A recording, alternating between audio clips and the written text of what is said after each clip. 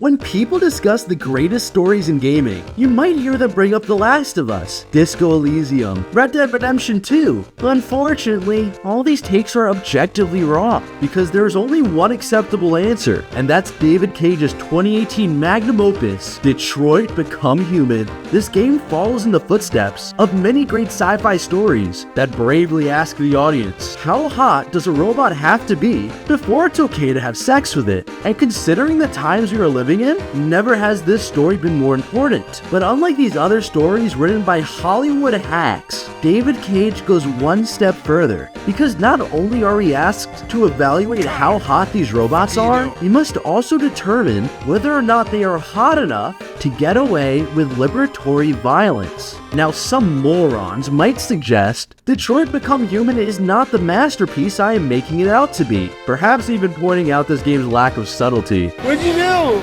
Yo, you know what he did?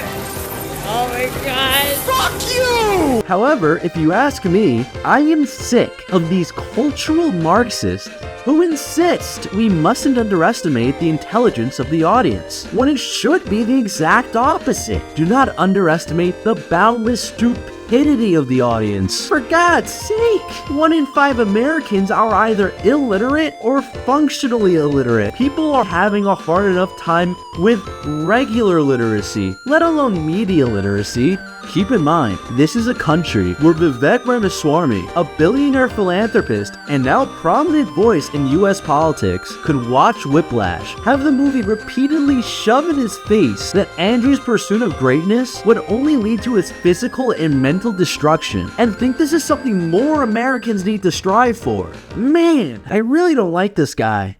Remember when he bought that Alzheimer's drug that couldn't pass its second phase trials, hired his own family members to give it a passing grade, and then made sure the IPO was already made so they could all cash out before this sham was exposed? Behold, innovation under capitalism. Because why bother creating an actually effective therapeutic when you could make hundreds of millions just lying about it? Seriously, how long are we expected to put up with this? No, not just Vivek, I'm talking all of this. I'm talking about a system that will sentence a drug dealer to life in prison, but still allow Bayer to exist. This is a company that used to produce Zyklon B, but as if that wasn't bad enough, Bayer once knowingly infected thousands of people with HIV simply because they felt they made too big of an investment to destroy their tainted inventory, choosing to instead sell to countries that did not have laws in place to stop them. But no one bats an eye because it happened somewhere else. This could never happen in the United States, right? Guess again. Because in the 2000s, Bayer not only delayed the recall of Trasolol, a drug that led to 22,000 American deaths, they were giving doctors kickback for prescribing it. And you know how many people went to jail? Zero.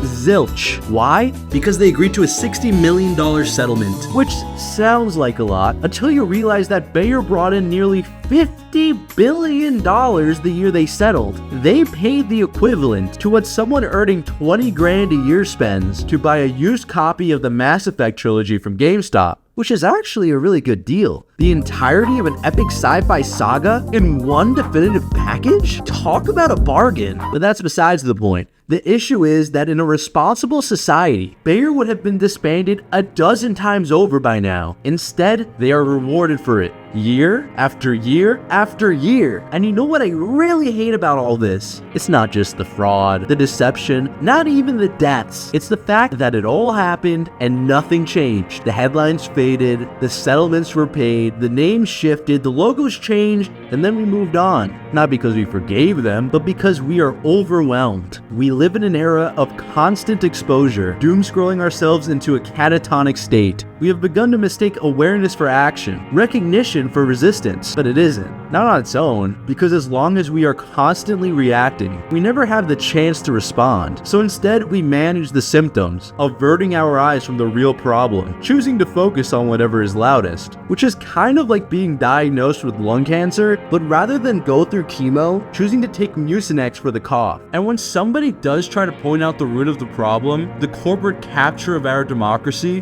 what happens? They were mocked, infiltrated, and destroyed from within. So now we just live in this feedback loop. where we get mad but nothing worthwhile changes, which is what makes this not only frustrating, but terrifying. Because this isn't a system in its late stages. No, this is exactly what it looks like when it works.